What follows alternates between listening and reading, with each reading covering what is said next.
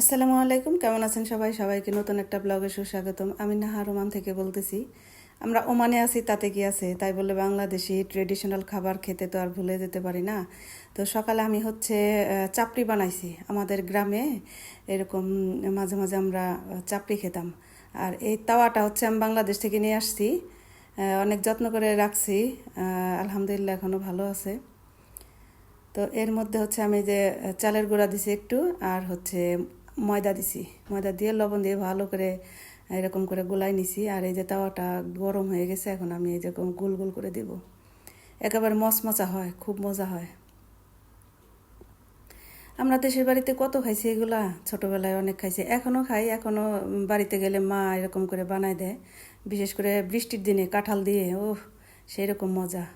তো ওমানে আমরা কাঁঠাল ওরকম খেতে পারি না, কিন্তু মাঝে মাঝে আমি এই খাবারগুলো বানাই। আর মধু দিয়ে খাইছি আমরা। আর এর মাঝে একটু বলে নিই যে যেখান থেকে আমার ভিডিও দেখতেছেন অবশ্যই আমার চ্যানেলটা সাবস্ক্রাইব করবেন। আর বাসায় আপনারা মাঝে মাঝে এরকম করে বানায় খেয়ে দেখতে পারেন, ভালো লাগবে। ভালো লাগবে মানে আসলেও মজা লাগে, জিনিসটা একটু অন্যরকম। এরপরে ওর বাবা গরুর গোশ নিয়ে আসছে।